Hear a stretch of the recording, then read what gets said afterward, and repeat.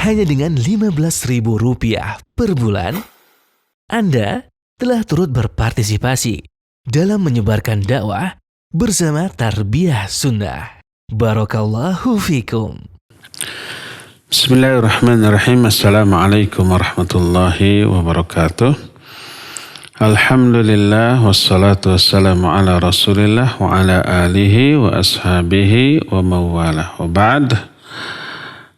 Para peserta TSL Tarbiyah Sunnah Learning, di mana saja Anda berada, baik melalui radio, melalui Tarbiyah Sunnah Channel, melalui Zoom, atau melalui media apapun, di mana saja Anda berada, juga para pendengar radio Tarbiyah Sunnah pada umumnya, walaupun bukan peserta TSL.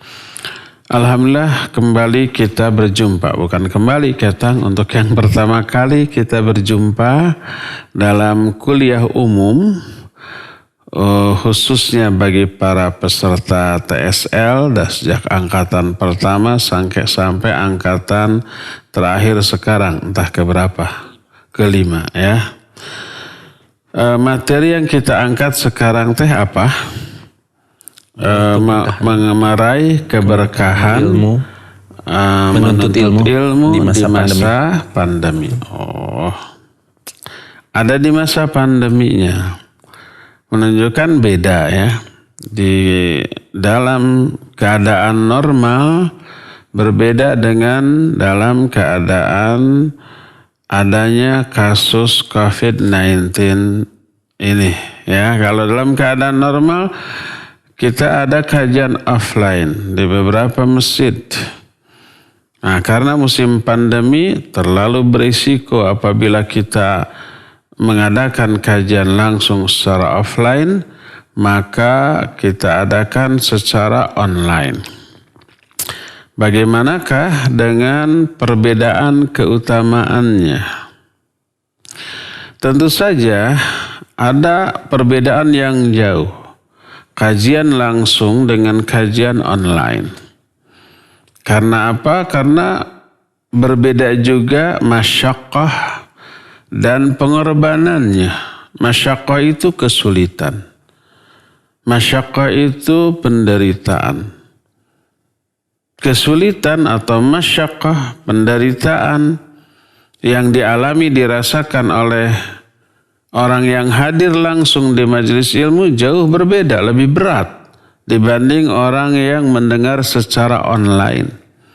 Kalau offline mah kita harus berangkat, rempongnya terutama emak-emak akhwat sebelum berangkat kayak apa kita semua tahu ya. Harus menyiapkan dulu sarapan untuk suami dan anak-anak, harus memandikan anak-anak, menyuapi mereka, beres-beres di rumah. Kadang-kadang beres-beres mas culjen we, dilewat. Nanti aja pulang kajian baru aja ke rumah itu kayak kapal pecah. Jadi rempongnya itu kebayang lah ya. Nah, belum lagi di perjalanan, belum lagi di tempat kajiannya. Berdesak-desakan, gerah, cangkel, pegel gitu ya. Itu masyaqqah, berat, penderitaan, pengorbanan. Adapun kalau ikut kajian secara online, maka akan jauh lebih enteng. Bisa sambil nyapu, bisa sambil ngemil, bisa sambil ngopi, bisa sambil berbaring ya, sambil opieun teh aya di sekelilingnya tah. Kadang-kadang tertidur ketika mendengarkan, kadang-kadang ketika mendengarkan sambil chatting, kadang-kadang ketika mendengarkan ada telepon masuk, ngobrol dulu di telepon, dan seterusnya. Banyak godaan, banyak gangguan. Kurang maksimal. Dari sini aja kita sudah mengetahui perbedaan keutamaan kajian offline dengan online. Daring dengan luring. Luring dengan luring. Dalam dan luar.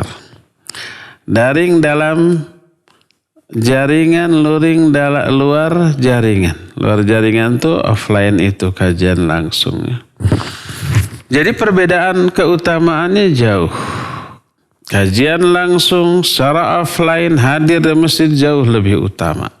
Lebih besar pahala. Lebih banyak juga dosa yang gugur dari hal itu. Dan aspek positif lain adanya ukhuwah Islamiyah ya. Adanya sentuhan langsung dari kajian yang langsung kita dengar dengan melihat ustadz yang menjelaskannya. Itu jauh berbeda dengan secara online. Tapi ada tapinya, kadang situasi mengharuskan kita mengkaji secara online. Seperti sekarang ini. Karena musim pandemi COVID-19 kita nggak bisa offline. Nggak bisa ngaji hadir di masjid-masjid. Bisa sih, tapi beresiko. Kena satu, kena semua. Ya. Dan itu madarat. Dan itu dilarang secara syar'i. Itu menjerumuskan diri ke dalam kebinasaan karena kita tahu resikonya. Wala tulqu biaidikum ila tahlukah. Jangan kamu jerumuskan dirimu ke dalam kebinasaan. La dharara wa la dhirara. Tidak boleh memberi madarat atau dimadaratkan oleh orang lain. Firra minal mazdum firaraka minal asad. Larilah kamu dari orang yang terkena wabah seperti kamu lari dari singa. La yuridul mumrid ala musih. Nggak boleh disatukan antara unta yang sakit dengan unta yang sehat. Nanti unta yang sehat itu terkena. Itu unta loh, binatang, apalagi manusia ya. Maka kajian offline bertolak belakang dengan inti dari syariat ini. Maka kita hentikan dulu offline. Demi menjaga sesuatu yang sangat berharga bagi kita, yaitu nyawa kita. Memang tidak pasti kena dan tidak pasti mati gitu ya. Tapi risiko itu ada bagi setiap orang. Maka hindarkan. Maka kita masuk kepada fase kajian online. Ada beberapa keuntungan sebenarnya. Pertama, pahala keutamaannya tetap dapat. Kalau seseorang terbiasa melakukan sebuah ibadah dan amal soleh secara rutin, lalu suatu saat tidak bisa melakukan ibadah itu karena ada uzur, maka pahalanya tetap dapat. Oleh karena itu, ikhwan dan akhwat yang selama ini selalu hadir di kajian, di mana saja kajian itu diadakan, selalu hadir, selalu ada. Kangen kepada suasana kajian, selain kangen ke ustadznya. GR. Nah, masa pandemi tidak bisa menghadiri pahala yang biasa kita peroleh dengan hadir di kajian, tetap akan Allah berikan. Ya Allah mah bagir atuh. Allah mah baik. Jangan karena Allah atuh ya. Kita aja manusia di sebuah instansi, baik swasta ataupun negeri.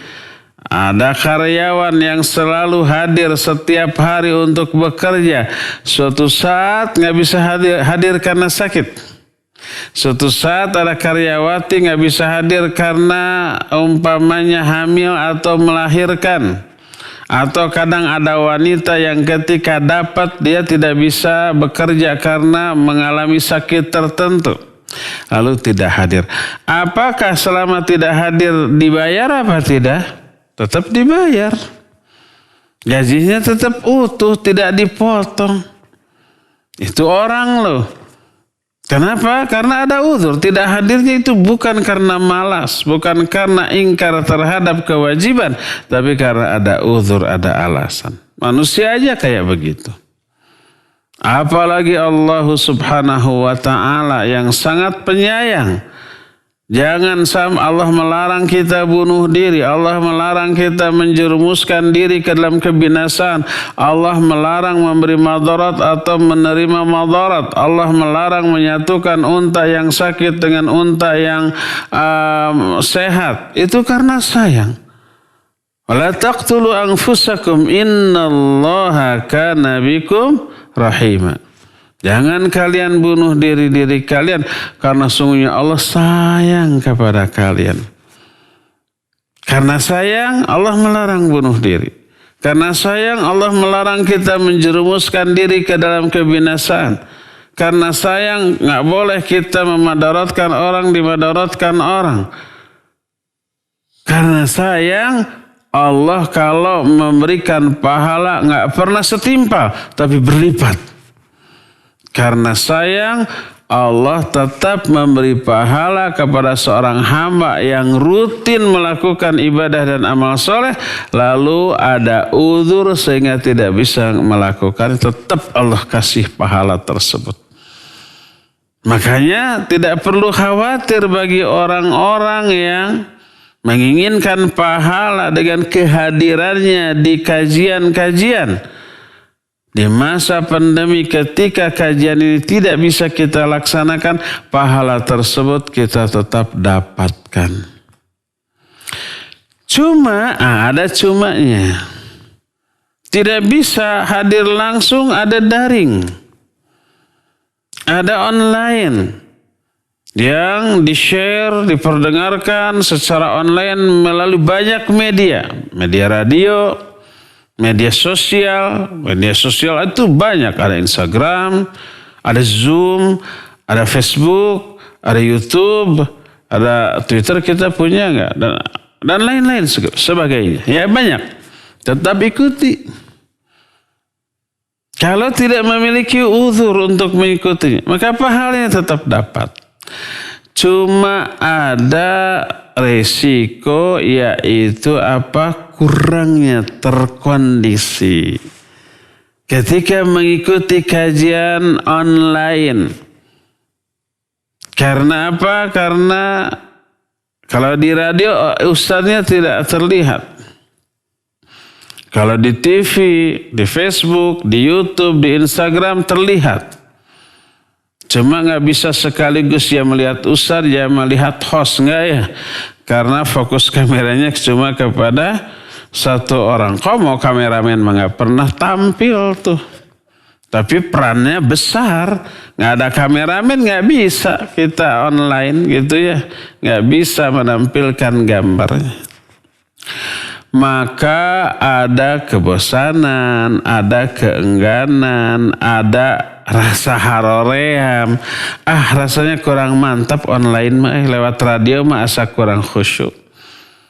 Lewat TV asa nonton iya mah gitunya.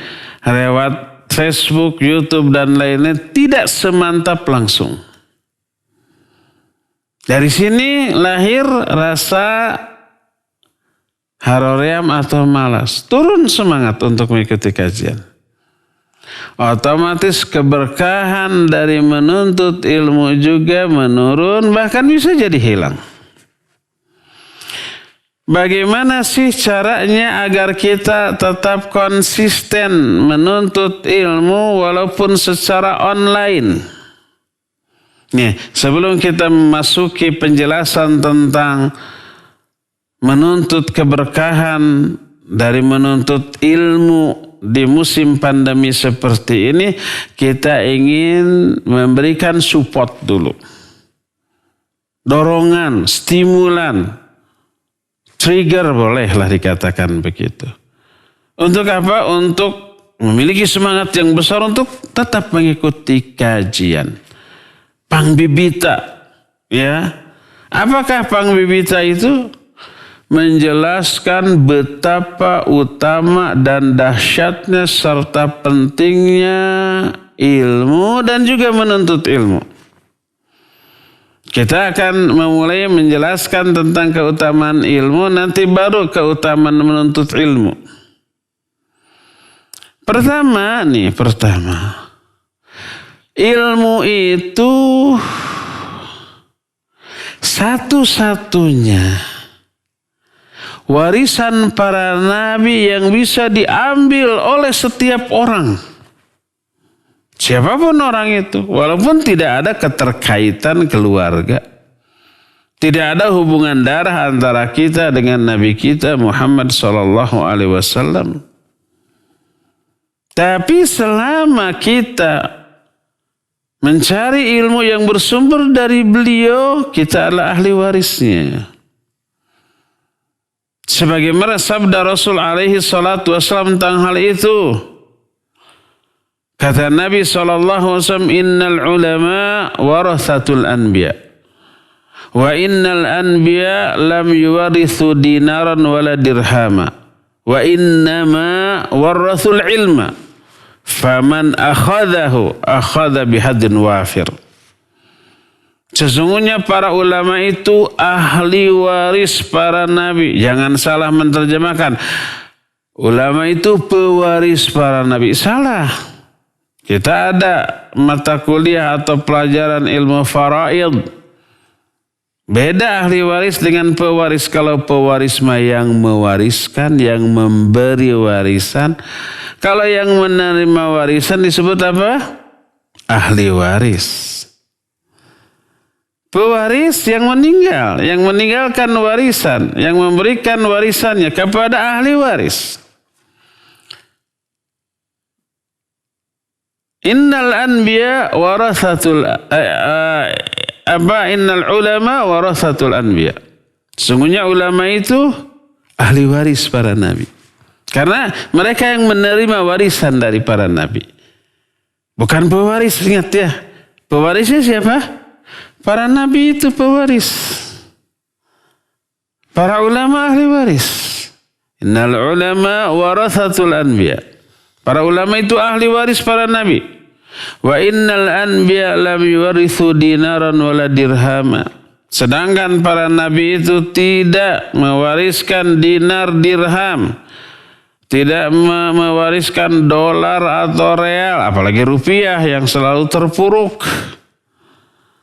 Tidak mewariskan uang atau harta kekayaan. Wa innama warathul ilma. Hanyalah yang diwariskan oleh para nabi itu adalah ilmu wahyu yang bersumber dari, kalau untuk kita, Al-Quran, yang kemudian dijelaskan dengan sunnah. Itu harta yang tidak ada bandingannya dibanding dunia dan isinya. Bayangkan, satu poin ilmu, satu hadis saja, bila diamalkan ini lebih baik daripada dunia dan isinya. Yaitu apa? Contohnya 2 rakaat sebelum subuh. Yang selalu umpamanya dilakukan oleh seorang muslim. Itu khairu minad dunya wa ma fiha. Wa ma 'alaiha. Lebih baik daripada dunia dan isinya. Baik dunia itu harta kekayaan. Termasuk kekuasaan, pangkat, jabatan, popularitas. Itu yang ada di dunia kan. 2 rakaat sebelum fajar lebih baik daripada dunia dan isinya itu. Itu hanya satu hadis. Apalagi kalau keseluruhan ilmu Quran Sunnah kita fahami, kita aplikasikan. Tidak ada bandingannya dengan harta dunia sebanyak apapun tuh. Ilmu yang bersumber dari Quran Sunnah itu harta yang lebih baik daripada dunia dan isinya. Itu yang diwariskan oleh para nabi. Dan yang menjadi ahli warisnya adalah para ulama. Faman akhadahu akhadha bihadin wafir. Siapa yang sudah memperoleh ilmu. Ingat, ilmu itu maqala Allah wa maqala Rasul. Apa yang dikatakan oleh Allah dan apa yang dikatakan oleh Rasul alaihi salatu wasallam. Adapun selain itu bukanlah ilmu. Menurut pendapat saya, itu bukan ilmu. Pendapat saya. Emang saya teh siapa? Tapi kalau berfirman Allah, bersabda Rasul sallallahu alaihi wasallam, berkata para ulama ketika menerangkan ayat ini atau hadis itu, nah itulah ilmu. Itulah harta yang lebih berharga daripada dunia dan isinya. Siapa yang mengambil ilmu dari para nabi, dari Quran Sunnah, berarti dia sudah mengambil bagian yang banyak dari warisan para nabi.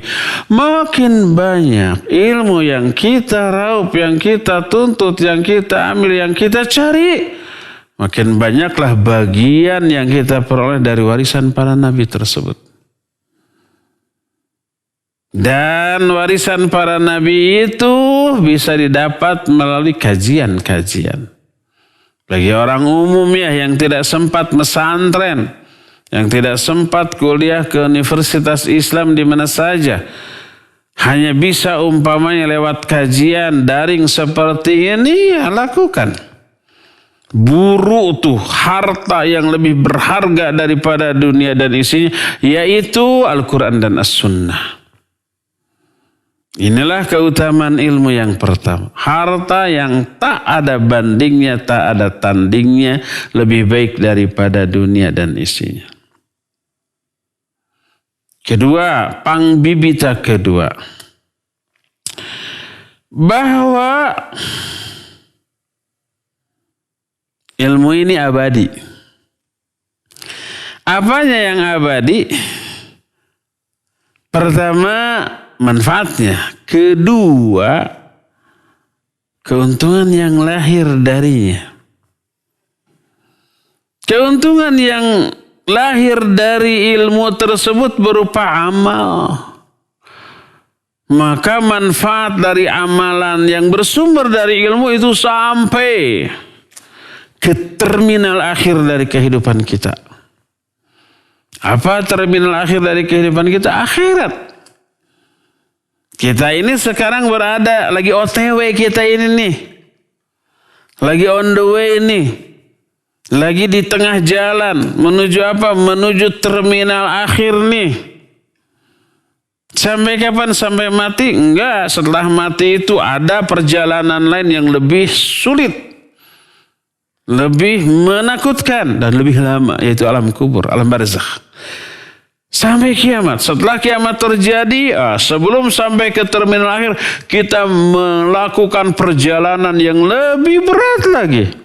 Di alam mahsyar, dihisab, ditimbang, ada dialog, sampai menyeberang sirat. Setelah selamat menyeberang sirat, ada qisas. Sampai akhirnya terminal akhir dari kehidupan seorang mukmin adalah surga. Nah, kalau sudah sampai di surga mah aman sudah. Takkan ada lagi bencana, kesulitan, kesedihan, keburukan. Sudah, kalau siapa yang sudah menginjakkan kakinya di surga, dia bahagia. Siapa yang diyakini sudah selamat dari api neraka, itulah sukses yang sebenarnya. Adapun di dunia, harta melimpah, jabatan tinggi, kekuasaan juga luas. Semua orang umpamanya menjadi pengikut setia dan satya satuhu kepada dia. Apa dia sukses? Belum tentu sukses. Itu baru langkah awal dari perjalanan hidup ini. Nanti di alam kubur belum tentu dia ini bahagia. Apalagi di akhirat. Kesuksesan yang hakiki bila seseorang sudah selamat dari api neraka dan masuk ke dalam surga. Allah berfirman, "Faman zuhziha 'anil nar wa udkhilal jannah faqad faz." Siapa orang yang diselamatkan dari api neraka dan dimasukkan ke dalam surga, faqad faza. Sungguh benar-benar dia sudah sukses. Sudah berhasil, sudah bahagia. Tata. Nah, keabadian yang berupa kebahagiaan itu lahirnya dari ilmu.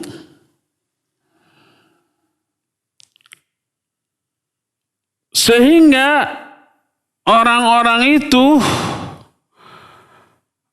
banyak umpamanya yang menderita di dunia tapi sukses di akhirat. Seorang sahabat namanya Abu Hurairah radhiyallahu an. Orang yang fakir, yang miskin sering merasakan kelaparan sehingga sering jatuh karena laparnya seolah-olah dia pingsan. Coba lihat setelah kematian Abu Hurairah, apakah namanya, kepribadiannya, sejarahnya, jasanya terlupakan? Tidak. Dia tetap hidup abadi sampai sekarang. Berapa lama kurun waktu yang memisahkan antara kita dengan Abu Hurairah? Lebih dari 1.500 tahun. Tapi namanya tetap hidup, berkibar. Ketika namanya disebut selalu didoakan dengan sebutan dengan mengatakan radhiyallahu an. Demikian juga sahabat-sahabat lain. Itu karena apa? Karena manfaat dari ilmu berupa hadis-hadis yang diriwayatkannya. Sekarang coba cari sahabat yang paling kaya. Abdurrahman bin Auf, Utsman bin Affan, mana sekarang hartanya? Nggak ada. Hartanya sudah musnah. Tapi nama mereka masih hidup. Sejarah mereka terus diceritakan secara berulang di setiap masa dan setiap tempat. Namanya hidup, sejarahnya hidup, kebaikannya hidup. Dan ketika namanya disebut selalu diiringi dengan doa radhiyallahu an. Ini menunjukkan bahwa apa? Harta itu bisa cepat hilang sebanyak apapun. Adapun ilmu itu yang membuat apapun yang berkaitan dengan ilmu itu akan abadi. Nama orangnya abadi. Termasuk manfaat yang lahir dari ilmu itu berupa amal, melahirkan pahala yang juga abadi. Bahkan berefek lebih daripada efek domino. Karena pahala yang lahir dari ilmu itu lebih dari cara berkembang biaknya sel. Kita tahu sel cara berkembang biaknya dengan cara apa? Membelah diri. Asal 1 jadi 2. Asal 2 jadi 4. Oh iya banyak. Perkembangannya cepat. Ilmu lebih hebat lagi dari 1 bisa 1.000, bisa 1.000.000. Umpamanya kita sekarang menyampaikan ilmu. 1 kali menyampaikan ilmu. Dari 1 kali menyampaikan ilmu, jutaan orang di banyak tempat dan banyak waktu bisa mengambil manfaat. Kan ini terekam kan? Terfile kan di YouTube, di Facebook dan di media sosial lainnya. Nanti orang sekarang nggak bisa dengar, besok bisa dengar. Lusa bisa dengar, tahun depan bisa dengar. Terus selama teknologi ini masih ada, walaupun berbeda zaman. Kalau sel dari 1 membelah diri jadi 2, 2 jadi 4. Kalau ilmu dari 1 bisa langsung jutaan.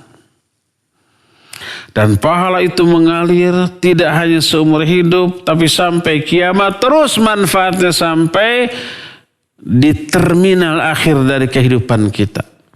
Berkata Rasul sallallahu alaihi wasallam, "Idza matal insan inqata'a 'amaluhu illa min 3." Bila seorang manusia mati, putus seluruh amal. Maknanya pahala dari amal itu terputus kecuali dari 3. Pertama, sedekahtin jariyah, dari sedekah jariyah. Sedekah yang pemanfaatannya permanen. Permanen pula apanya? Pahalanya. Bikin masjid, permanen kan? Orang yang bikinnya, yang nyumbangnya sudah mati, masjidnya masih dipakai orang untuk sholat, untuk ibadah. Ngalir terus ke alam kubur. Bikin pesantren seperti yang sedang kita lakukan sekarang, masih dalam proses pembangunan. Alhamdulillah 3 bangunan asrama sudah selesai, kelas sekarang sudah dibangun, kantor juga sudah. Insya Allah beberapa bulan lagi kita kita mulai. Masih open donasi, penggalangan donasi masih. Nah, coba nyumbang ke sana.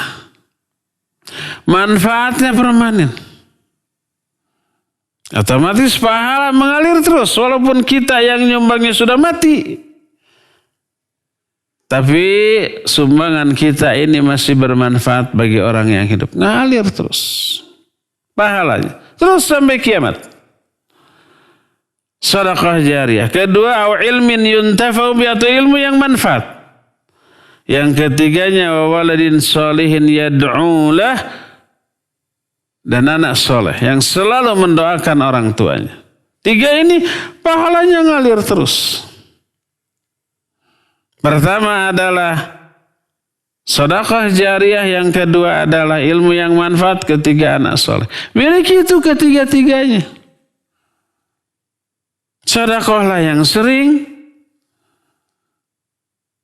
sebarkan ilmu sebanyak yang kita bisa, miliki anak sesoleh yang kita bisa didikkan kepada anak-anak kita sebanyak yang bisa kita hasilkan dari turunan-turunan kita. Terus, maka itu adalah investasi akhirat yang tidak akan pernah hilang dan tidak pernah merasakan kerugian. Inilah keutamaan yang kedua dari ilmu. Ilmu itu abadi. Manfaatnya abadi. Buah dari ilmu berupa amal yang melahirkan pahala juga abadi. Berbeda dengan dunia, harta, kekuasaan, pangkat, jabatan, popularitas. Maka ada batasnya. Harta sebanyak apapun akan musnah. Jabatan, coba umpama presiden, berapa lama dia berkuasa? 10 tahun. Sekarang ya, karena maksimal 2 kalinya.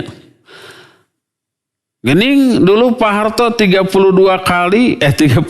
tahun, itu mah belum ditetapkan aturan maksimal 2 kali. Mungkin nggak nanti akan ada lagi? Mungkin saja, tergantung orangnya. Seserakah apa orang yang bikin aturan saat itu ya. Menteri maksimal 5 tahun atau 10 tahun. Kalau menteri boleh 2 kali dari menjabatnya, tergantung presidennya. Kalau kepakai terus ya bisa terus. Ya, gubernur 5 tahun atau 10 tahun. Demikian juga kepala daerah di bawahnya, bupati ataupun wali kota. Kalau camat mah bukan dipilihnya, ditunjuk. Kades ya dipilih. Nggak lama. Ada masa akhirnya. Dan setelah masa akhir setelah jabatannya berlalu, stres. Karena apa? Mengalami apa yang disebut dengan paspor sindrom. Paspor sindrom itu sindrom atau apa? Rasa takut, rasa cemas setelah tidak berkuasa lagi. Apalagi ketika berkuasanya zalim ke rakyat gitu ya. Kelihatan curangnya gitulah. Rakyat tidak disejahterakan. Tapi rakyat gak berani macam-macam demi keselamatan, diam. Setelah tidak menjabat, dah ngumpet atau ngokok. Gak berani menampilkan wajah ke tengah warga, kan ada banyak yang seperti itu. Nah, ada akhirnya. Semua yang ada di dunia, harta, kekuasaan, jabatan, pangkat, popularitas, ada batasnya. Kalau ilmu tidak.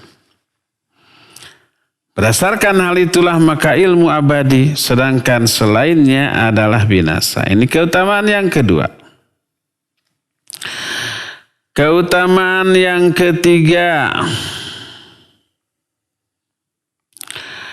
ilmu tersebut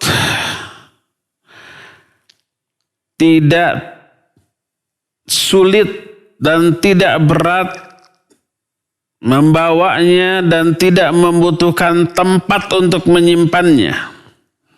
Nggak perlu peti, nggak perlu brankas, nggak perlu lemari. Cukup di dalam hati saja. Bisa hilang? Bisa. Kalau tidak dijaga, tidak dipelihara. Dengan apa dijaga, dipeliharanya? Pertama dengan memelihara ketakwaan. Menjauhi dosa dan maksiat. Kedua dengan mengikatnya. Tidak ada dua cara mengikat, memurojaah, mengulang-ulang, dan mencatatkannya. Dan yang ketiga mengajarkannya. 3 berarti. Dan keempat mengamalkannya, mengaplikasikannya. 4 ketang.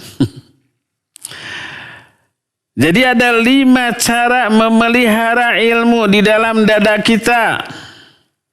Pertama dengan menjaga ketakwaan. Dalam bentuk apa? Meningkatkan, mempertahankan kualitas dan kuantitas ibadah dan menjauhi dosa-dosa dan maksiat. Kedua, memurojaah, mengulang-ulang. Ketiga, mencatatkannya.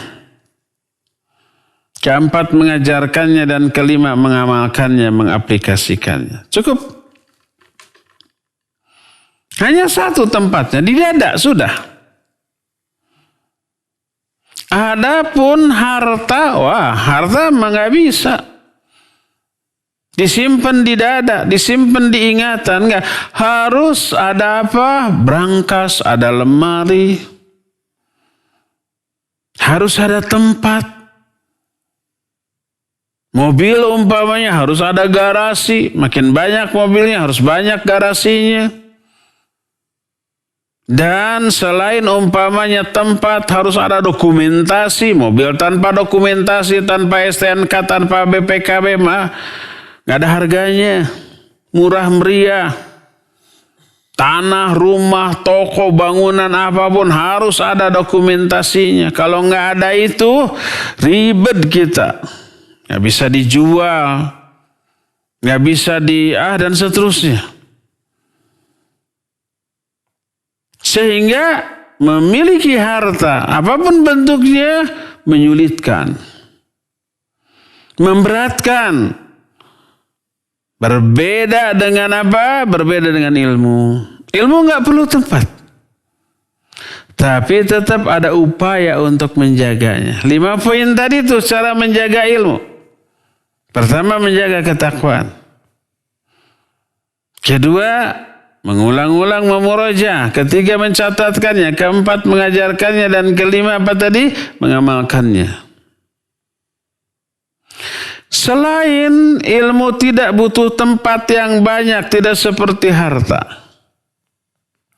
Fungsi dari ilmu bertolak belakang dengan harta. Karena apa? Karena harta harus dijaga. Adapun ilmulah yang menjaga kita. Bukan kita yang menjaga ilmu. Menjaga dari apa? Bukankah tadi kita katakan ilmu harus dijaga? Ya, ilmu harus dijaga, harus dipelihara agar tidak hilang dari diri kita. Tapi fungsi dari ilmu yang akan menjaga kita. Karena ilmu kita terjaga dari semua kesalahan. Kenapa kita tidak melakukan perbuatan syirik? Ilmu yang menjaga kita. Syirik itu dosa terbesar yang bila terbawa mati tak akan diampuni. Kenapa kita tidak kufur? Ilmu yang menjaga kita. Kenapa kita tidak bersenang-senang, mabuk-mabukan, berjudi itu kan menyenangkan, berzina atau yang sejenisnya, atau jangankan itulah, itu terlalu jauh, terlalu berat. Kita tidak hang out, tidak kangkau itu bahasa Cina non. Apa bahasa kitanya? Tidak nongkrong bersama anak-anak muda gitu, kelihatan menyenangkan, ketawa ketiwi gitu ya, menyanyi. Kenapa kita tidak lakukan? Karena ilmu menjaga kita dari semua kesalahan, dari semua penyimpangan, dari semua dosa dan maksiat. Ilmu memberitahu kita itu sanksinya berat loh. Kalau kita mabuk sanksinya luar biasa. Dunia, alam barzah, apalagi akhirat. Kalau kita berjudi, kalau kita berzina, kalau kita mencuri, bahkan kalau kita bergibah, kalau kita berdusta, kalau kita menghina, ancamannya berat. Ingat kepada penjelasan ilmu tentang hal itu, kita jaga lisan kita. Kita jaga perbuatan kita. Kita menjaga diri karena ilmu. Ilmu menjaga kita. Adapun harta harus kita yang menjaganya. Dan inilah keutamaan ilmu dibanding dengan harta. Dan inilah keutamaan yang ketiga. Keutamaan ilmu yang keempat. Ilmu itu adalah bukti wujud nyata dari kebaikan yang Allah berikan kepada seorang hamba. Kalau Allah mau memberikan kebaikan kepada seorang hamba, maka Allah berikan ilmu, pemahaman tentang agama kepada hamba itu. Bukan memberi harta. Kalau memberi harta belum tentu itu berakibat baik. Bukan memberi jabatan, kekuasaan, pangkat, popularitas. Belum tentu itu baik. Bahkan sering kali berakibat buruk. Betapa banyaknya orang yang diberi harta lalai dari kewajiban. Diberi kekuasaan, dolim dengan kekuasaannya. Diberi popularitas, arogan, sombong, takabur, ujub dengan kepopularitasnya. Kan gitu ya? Tapi kalau diberi ilmu, pemahaman yang benar tentang syariat ini, pasti dari hal itu lahir kebaikan. Orang termotivasi menjaga kewajiban ibadah sholat yang 5 waktu, mengeluarkan zakat, melakukan saum Ramadan, melakukan haji dan umroh, itu karena dorongan ilmu. Padahal semuanya itu udah pikaharoreaman, bikin males. Siapa yang tidak malas sholat? Siapa yang tidak malas umpamanya saum? Saum itu membuat kita menderita lapar, haus, lemes, dan seterusnya. Apalagi haji dan umroh, zakat, harta yang kita cari dengan susah payah, dug hulu pet nyawa, suku dijen hulu, hulu dijen suku, tisuk jedur napikan kasore jeder. All out, mengerahkan segala kemampuan untuk mencari harta, setelah didapat harus di-share, dibagi ke orang. Berat bagi jiwa. Tapi kenapa orang bisa melakukan itu? Jangankan zakat yang hanya 2,5%. Orang puluhan, ratusan juta, bahkan miliaran. Menyumbang untuk masjid, menyumbang untuk pondok pesantren, untuk madrasah, untuk kepentingan yayasan dakwah seperti ini. Kenapa? Tidak sayang mengeluarkan. Karena termotivasi oleh ilmu. Ilmu memberitahu, ini loh investasi akhirat yang akan menguntungkan kita, membahagiakan kita di akhirat. Gak sayang uang segede itu, sebesar itu, sebanyak itu, enggak. Itu karena ilmu. Jadi kalau orang dikasih pemahaman yang benar, mendalam tentang agama, itu pasti melahirkan banyak kebaikan. Maka ilmu itu sebagai tanda dan wujud nyata kebaikan yang Allah berikan kepada si hamba. Sebagaimana sabda Rasul sallallahu alaihi wasallam dalam hadis sahih Bukhari dari Muawiyah radhiyallahu an, berkata Rasul alaihi salatu wasallam, "May yuridillahu bihi khairan yufaqihu fid din." Siapa orang yang dikehendaki kebaikan oleh Allah. Maknanya siapa orang yang Allah menghendaki, ingin memberikan kebaikan kepada orang itu, yafaqihu fiddin, maka Allah akan fahamkan dia tentang agamanya. Allah akan ajarkan ilmu kepadanya. Allah akan permudah dia untuk memahami agama ini. Setelah faham, dia termotivasi dengan ilmunya. Dia jadi ahli ibadah, tidak hanya yang wajib, juga yang sunnah. Fardu kalaku, sunnah kalampa. Tidak hanya menjadi yang haram, bahkan juga yang makruh, bahkan yang mubah. Lahir wara, lahir zuhud. Kita sudah terangkan apa beda wara dengan zuhud. Kalau wara, ya, wara itu adalah tarku mayadur. Wara itu meninggalkan apa yang berbahaya bagi dirinya. Kalau zuhud tarku malayani, meninggalkan apa yang tidak bermanfaat bagi dirinya. Walaupun mubah, tapi nggak ada manfaatnya dia tinggalkan. Kalau yang zuhud itu amalannya fardu sunnah itu aja, nggak ada yang mubah, apalagi yang makruh, apalagi yang haram. Kalau wara, selama tidak berbahaya bagi dirinya dia laksanakan, walaupun yang mubah.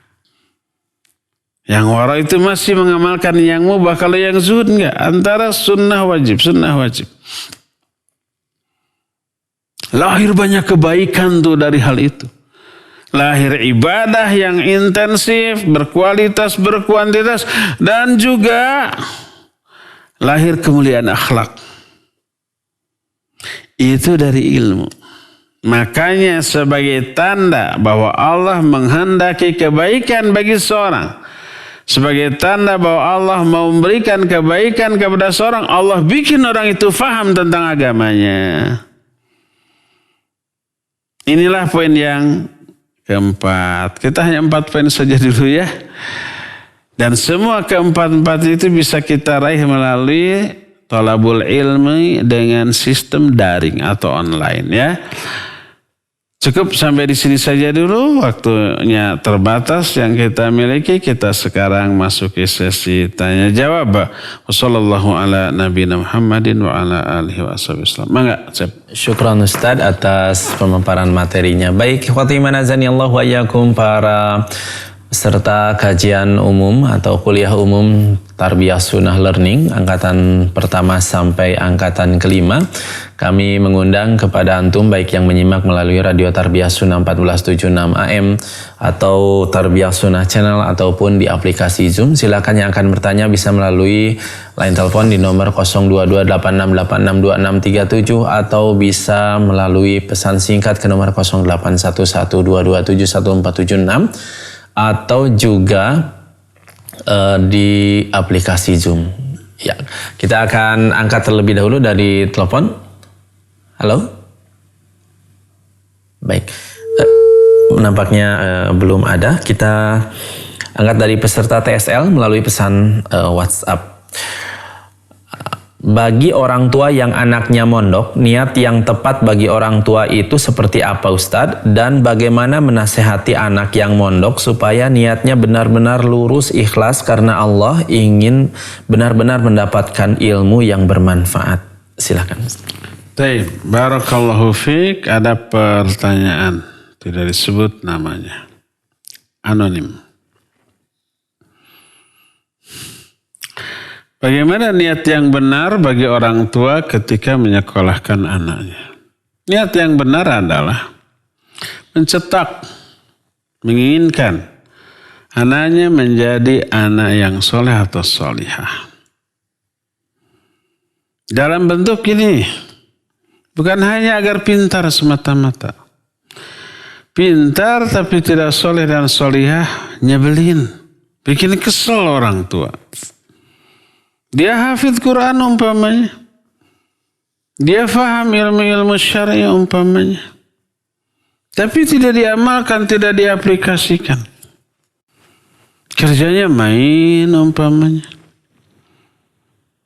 Ke masjid juga umpamanya lalai dia. Memurajaah hafalannya, bacaan Al-Qurannya tidak. Kesel gak orang tua? Kesel. Maka yang harus ditekankan adalah pengamalan sesedikit apapun ilmu yang didapat. Langsung amalkan. Dan ini yang harus ditekankan, dikondisikan di setiap lembaga pendidikan apapun, level apapun. Maka kita di Tarbiyah Sunnah punya beberapa lembaga pendidikan, formal dan informal. Informal itu semacam pondok pesantren lah gitu. Kita akan menekankan aspek pengamalan, aspek akhlak. SD, SMP yang kita kelola, guru-gurunya kita tekankan. Aplikasikan akhlak. Orang tua akan lebih senang, gembira, bahagia melihat anaknya berakhlak baik walaupun prestasinya tidak luar biasa.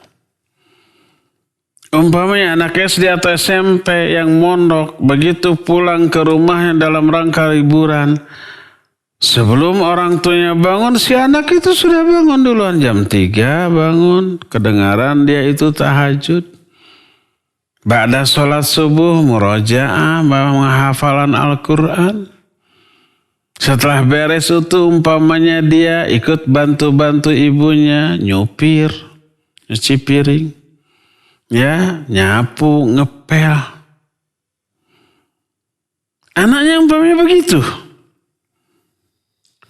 Ibunya, ayahnya itu bisa banjir air mata. Haru. Ini anak jadi solehah. Ibunya bangun, bapaknya bangun, kemudian apa? Setelah sholat subuh, kata si anak, "Pak, Mah, ini air kopi masih panas, silakan." Ulu, adek kok bisa bikin segala? Iya. Mungkin kurang manis atau kemanisan gak masalah. Yang penting perhatiannya. Kata ibunya, nanti ibu mau nyuci piring dulu, banyak wadah-wadah kotor untuk makan. Sudah beres, Bu. Sudah ada di rak semuanya. Ulu. Kalau begitu ibu mau nyapu dulu di halaman. Mau ngepel, sudah Bu. Sudah wangi pakai karbol. Karbol melek bukan? Bukan, pakai karbol. Wangi itu asal di WC. Aduh, udah si ibu terharu. Ada perubahan pada akhlak si anak. Walaupun rapot anaknya itu gak begitu menonjol. Yang penting sudah teraplikasi dalam amal. Nah, seperti itu membanggakan. Ini yang dimaksud dengan qurrata ayun. Alladzina yaquluna rabbana hab lana min azwajina wa dzurriyyatina qurrata ayun. Ya Allah, berikan kepada kami, pasangan kami dan anak-anak kami yang qurrata ayun, menjadi sumber kebahagiaan. Sumber kebahagiaan itu menjadi soleh dan solihah. Itu yang kelak menjadi investasi akhirat. Niatkan menyekolahkan anak agar anak ini menjadi anak yang soleh dan solihah. Soleh solihah bukan pinter loh, bukan sebatas pinter loh, tapi pandai mengaplikasikan, mengamalkan ilmu, baik sedikit ataupun banyak. Kesolihahan dan kesolehan anak itu dilihatnya dari amal, bukan dari kepintaran dan hafalan, bukan, dari amal. Bagaimana ibadahnya, bagaimana akhlaknya, itu tuh dari sana tuh. Dah tuh anak yang seperti itu mah, yang soleh-solihah mah, tanpa diwasiatkan, nah doakan mama, bapak ya, ayah dan ibu ya, baik sekarang ataupun sudah meninggal. Nggak perlu, itu otomatis. Sebab mereka tahu kesolehan seorang anak diukur dari apa? Dari sesering apa dia mendoakan kedua orang tuanya. Makanya Nabi SAW itu mengaitkan antara kesolehan dengan doa. Wa waladin solihin yad'ulah. Anak yang soleh yang mendoakan orang tuanya. Dari sinilah kita mengetahui bahwa jadikan mencetak anak soleh dan soleha menjadi apa? Menjadi niat kita menyekolahkan anak. Itu pertama. Kedua, mengamalkan ayat ya ayyuhalladzina amanu qu anfusakum wa ahlikum nar. Hai orang-orang yang beriman, jaga dirimu dan keluargamu dari api neraka. Maknanya alimuhumul kitab wa sunnah. Ajarkan kepada mereka kitab dan sunnah. Alimuhum al khaira wa syarra. Ajarkan kepada mereka kebaikan dan keburukan. Kebaikan untuk diamalkan, keburukan untuk dihindarkan. Mengamalkan itu dengan cara menyekolahkan anak, memesantrenkan anak. Dididik oleh kita sendiri gak bisa, gak mampu. Baik keilmuan ataupun kesempatan. Dipesantrenkan. Cari pondok pesantren yang lebih menekankan amal daripada ilmu. Tanpa mengabaikan ilmu, amalnya itu sudah diaplikasikan. Makanya salah satu di antara hal yang akan kita terapkan di pendidikan kita nanti di Ma'had Tahfidzul Quran itu membahas adab-adab harian. Ini akhlak. Bagaimana menjelang tidur, bagaimana akhlak setelah tidur, ke WC dan makan, minum, kepada orang tua, ke kakak, ke adik, ke tetangga, ke guru, ke murid, ke sesama. Itu kita tekankan tuh. Ada buku khusus, kitab khusus yang berjudul Mausu'atul Adab Al-Islamiyah. Mausu'ah itu bahasa kita ensiklopedia. Adab-adab Islami. Dengan dalil-dalil yang bersumber dari Quran dan Sunnah dan penjelasan detail dari para ulama. Untuk kita aplikasikan bersama-sama. Ini yang akan kita terapkan. Mencetak santri-santri yang tidak hanya berilmu, tapi lebih menekankan pada aspek amal tanpa mengabaikan ilmu. Sementara banyak orang lebih menekankan ilmu mengabaikan amal. Berdasarkan hal itulah maka niatkan mengamalkan ayat tadi. Qu anfusakum wa ahlikum nar, ya, dan seterusnya. Wallahu a'lam bishawab. Silakan lagi. Baik, syukran Ustaz atas jawabannya, dan kita beralih ke penanya melalui pesan singkat lagi. Assalamualaikum warahmatullahi wabarakatuh. Dengan merebaknya teknologi. Telepon aja dulu. Baik, sudah ada penelpon rupanya. Kita angkat penelpon yang akan bertanya. Silakan. Halo. Assalamualaikum warahmatullahi wabarakatuh. Ini Pak Alamsyah di Cimahi. Pak Alamsyah. Semoga Allah memberkahi antum sekeluarga dan semua yang mendengarkannya ini. Amin wa iyyakum Pak Alamsyah. Ustaz, mohon izin untuk bertanya mengenai diizinkan zalim oleh dan kepada tetangga yang bukan muslim. Jadi begini Ustaz, di awal atau di awal tahun ini kami dapat tetangga baru. Tetangga baru ini non muslim. Okay. Mereka membawa hewan piaraan, anjing dan ayam. Okay. Kemudian dimakan tuh ayamnya sama anjing. Hayang nama gitu Pak Ustaz. Jadi yang dan juga anak-anak mereka selalu membuat gaduh, meribut, dan dengan sendirinya anjing ini dilepas berkeliaran dan mencemari kesucian daripada tempat ini. Dan anak-anak itu karena kegaduhannya, orang lagi istirahat, mereka berlari-larian dan membuat segala macam keributan. Jadi pertanyaannya sebesar apa Pak? Bagaimana?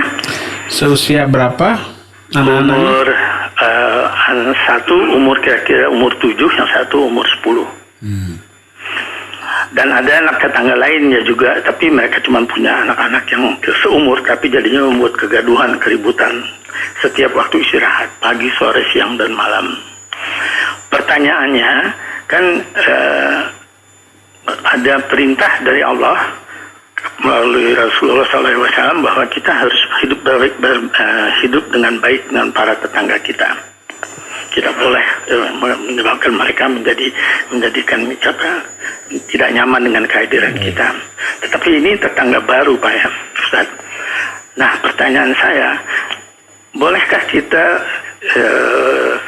menganggap bahwa ini adalah kezaliman dari tetangga yang baru itu, yang membiarkan hewan piaraannya berkeliaran, mencemarkan kesucian tempat ini, dan tidak mengatur anak-anak mereka untuk tidak mengganggu tetangga yang lainnya. Itu boleh nggak kita anggap itu sebagai satu kezaliman? Dan sebaliknya, apakah mereka sebagai non-muslim punya hak kewajiban untuk mendoakan kita supaya mereka menganggap bahwa mereka dizolimi oleh kita dan mendoakan kita, Ustaz. Itu tadi timbal balik. Nasur nuhun atas penjelasannya. Barakallahu fikum. Ya, wa barakallah. Pak Alamsyah di Cimahi, cukup berat kasusnya. Dan tidak semudah membalikan tangan. Semoga diberikan kesabaran. Pertama, jadikan itu sebagai uji nyali, uji kesabaran, dan ajang dakwah, mendakwahi mereka. Saya ingin kisahkan seorang ulama namanya Sahal At-Tasturi rahimahullahu ta'ala. Dia itu seorang alim, soleh, dan memiliki tetangga baru kafir, Yahudi. Kezalimannya mungkin melebihi dari apa yang dialami oleh Pak Alam Syah tadi. Si orang Yahudi ini membuat rumah yang dindingnya menyatu dengan dinding rumah Sahal At-Tasturi. Rupanya dia membuat WC di dalam rumah. Dan WC-nya itu ternyata di tempat yang bersebelahan dengan dinding rumah Sahal At-Tasturi. Entah sengaja, entah tidak, ternyata kotoran dari rumah dia bocor dan masuk ke rumah Sahal At-Tasturi. Apa yang dilakukan oleh Sahal At-Tasturi? Kalau kita kan langsung ngontrongnya, bahasa Sunda namanya.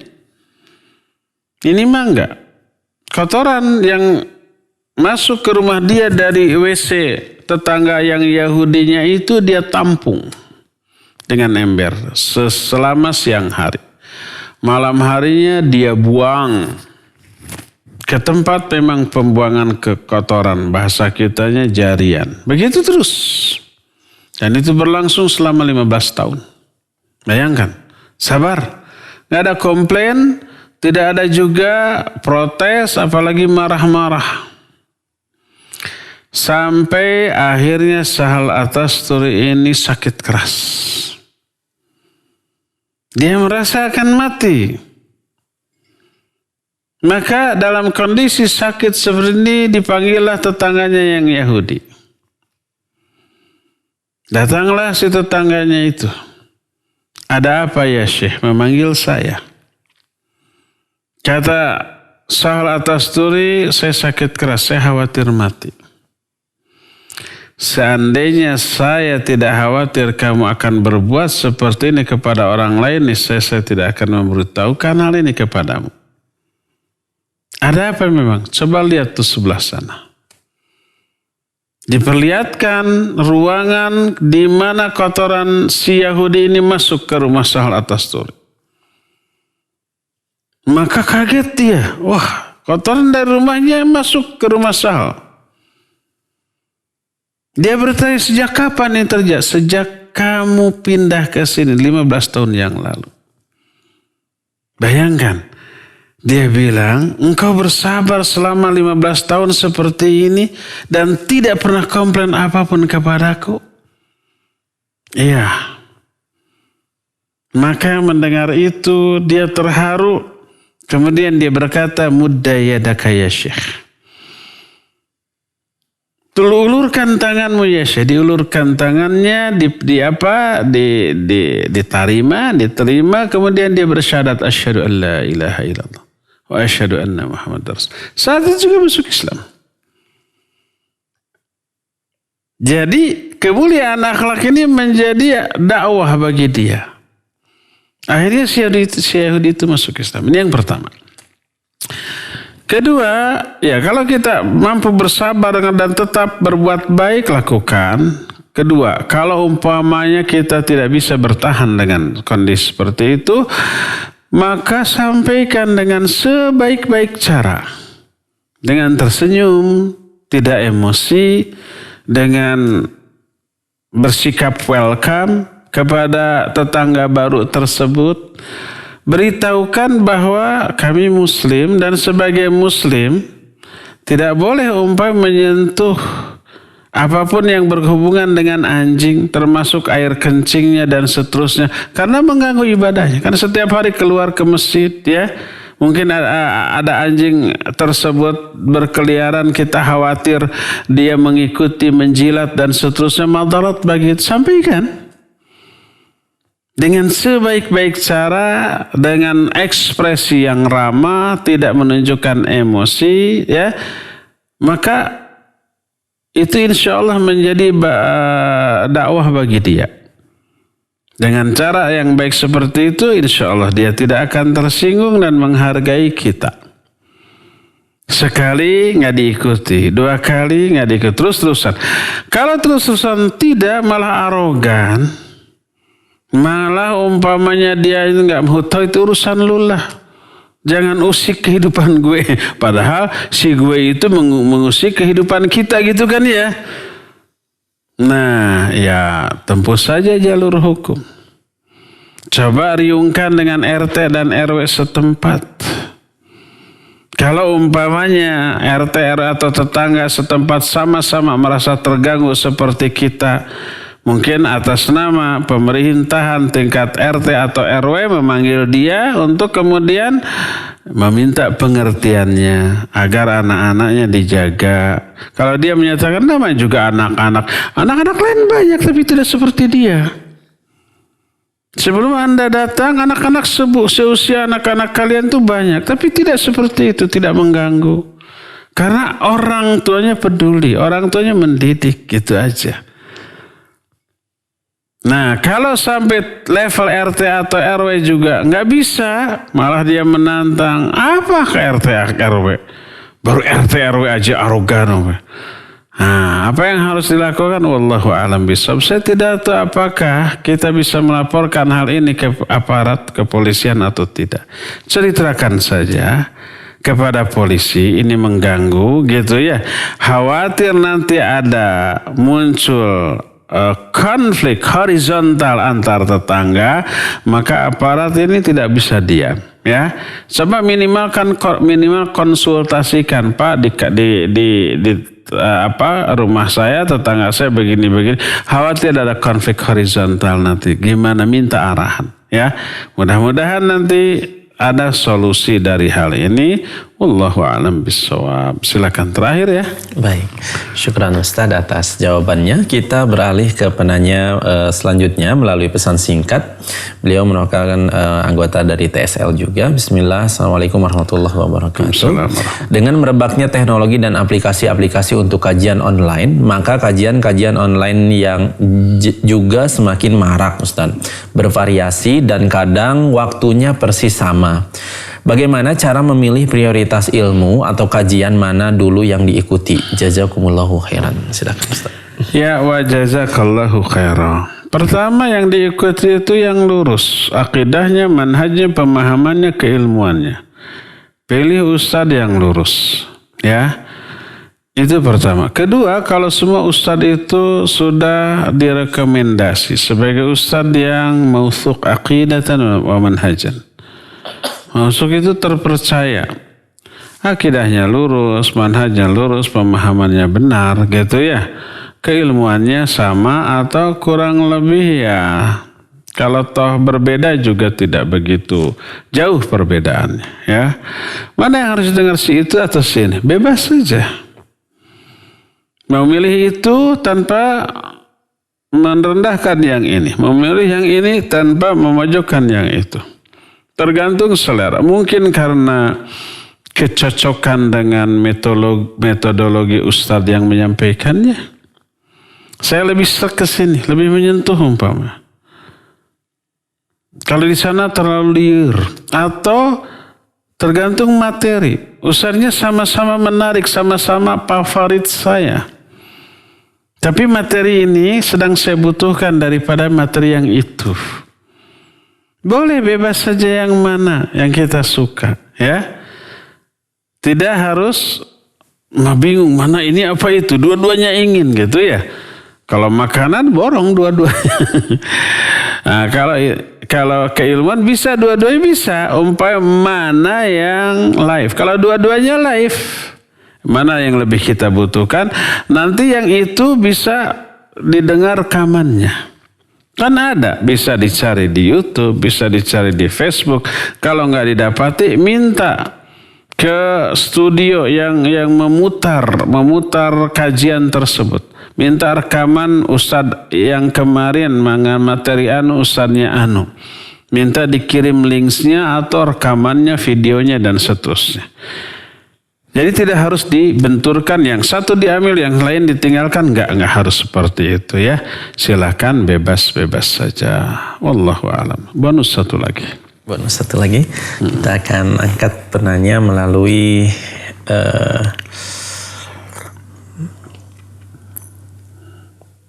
dari Bapak Irwan.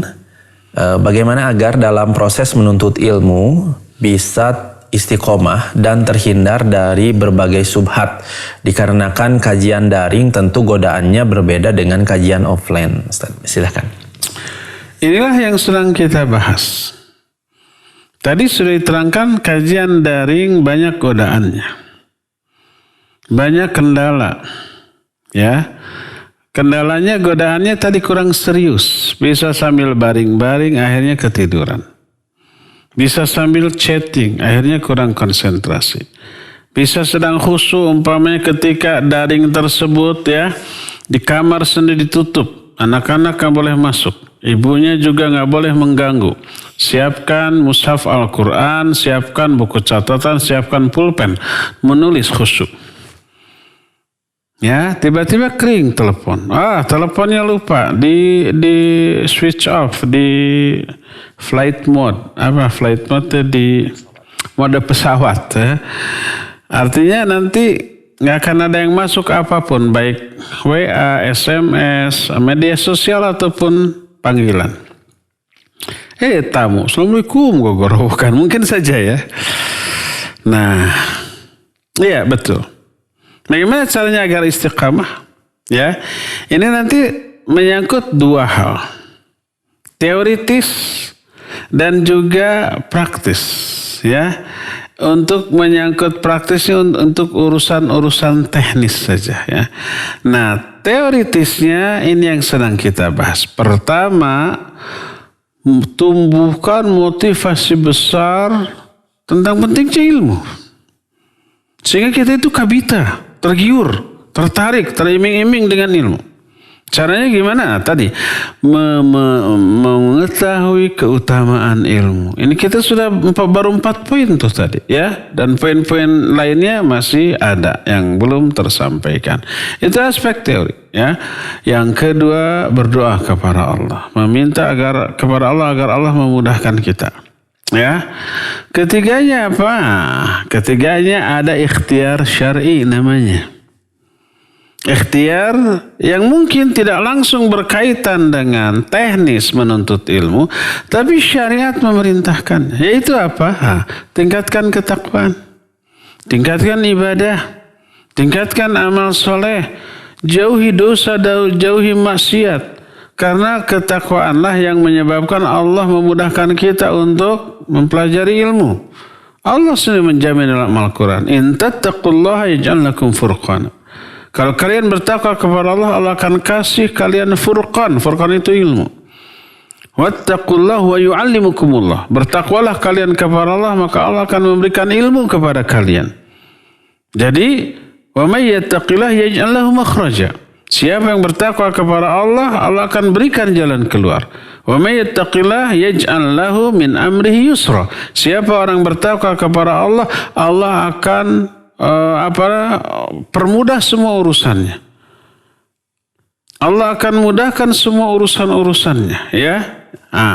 Jadi walaupun tidak ada kaitan secara teknis antara ketakwaan dengan ilmu, tapi syariat memerintahkannya dan Allah yang menjamin. Tingkatkan ketakwaan, jauhi dosa dan maksiat, tingkatkan ibadah, amal soleh dan kebaikan. Ya, maka nanti Allah akan permudah, termasuk thalabul ilm di masa daring, di masa pandemi ini, ya. Nah, selain itu ya, nanti kita menyangkut urusan teknis. Bagaimana caranya bisa istiqamah, ya. Dan poin-poin yang akan kita bahas tentang urusan teknis ini, mudah-mudahan nanti ada kesempatan bagi kita untuk melanjutkan kajian ini di kuliah umum yang berikutnya ya. Cukup sampai di sini saja dulu. Insyaallah kita akan jumpa kembali di masa yang akan datang. Subhanakallahum bihamdik, asyhadu an la ilaha illa anta, astaghfiruka wa atubu ilaik. Alhamdulillahirabbil alamin. Wassalamualaikum warahmatullahi wabarakatuh.